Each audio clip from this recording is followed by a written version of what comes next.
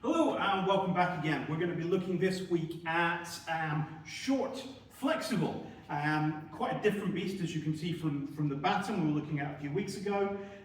In this case I am using the traditional stand-in of a kilt sock rammed into the bottom of another kilt sock. Well, what that does is it gives me an implement where I can get a definite impact, but I'm not going to do any damage. Unlike what Ian is going to do to me when he beats me in training later. But it gives me some kind of heavy weighted object inside something flexible. It's normally the way these have been made. Traditionally that would be a stone in a sock. Even something like if you get like a monkey paw knot in the end of a piece of rope, you can achieve the same kind of effect. The important thing though is it isn't very long. I've got maybe 1.5 feet to play with in terms of length there. I'm not going to be swinging at him from over here and doing damage. And again, much like we looked at when we were looking at the sticks and stuff, if I'm here, he can just grab it. I mean, do you want to try that again? He can just grab it, there we go. At which point we're now entered into a tug of war with fists and feet and teeth or whatever. But I no longer really have this weapon. So most of the time you're going to find that this is actually back behind your shoulder, and I'm going to use my front hand much as I would do normally boxing. So I'm kind of in here, keeping him busy. If he's coming in to attack me, I'm going to be using that to defend, waiting for an opportunity when an attack comes in, that I might be able to then, boom, strike across and actually deliver a Cosh. And mostly I'm going to go for the head. The idea of this would be to concuss my opponent as quickly as possible. And that's really about all you can do with it, to be honest. There are a few other things. But mostly I'm looking for that opportunity, and then it might be across the ribs. Yeah? I can take the opportunity on the same one if I really want to, back of the knee. Any of these are going to be relatively disabling, but they're not, unless I go for the head, going to be a fight ender. I'm going to have to keep fighting him beyond that. There are, of course, less pleasant options. He knows where this one's going already.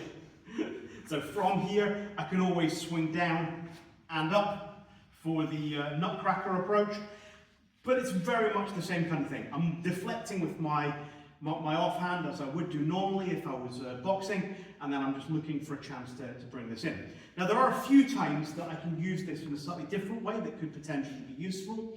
One of them might be if a punch is coming out just on this side. If I block with the hand that's got the Cosh in, you'll notice it nicely flops itself over the wrist without really a lot of effort. From there I can potentially reach and grab, and I've got now quite a firm grip on one hand.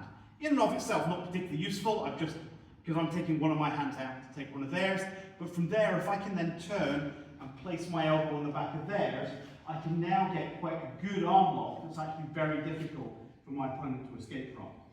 Yeah? Yeah, I'm just thinking that, yeah.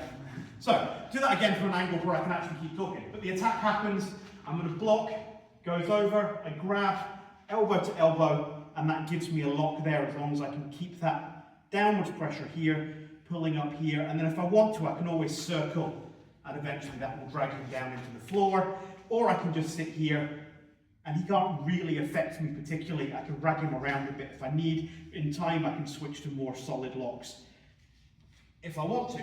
Sorry, I'll give you that back.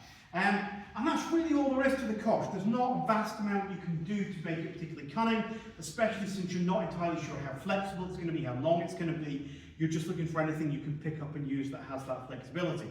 Next week, we're going to be looking at the long flexible, which is something like a belt. Now that is a lot more we can actually do with it. So this is going to be quite a short one today, but it will be made up for next week by a much longer one. So tune back in a week's time, and I will no doubt hit myself in the back of the head with a belt, which amuses everybody. But hopefully also cover some interesting things around long flexible as well. So we'll catch you then.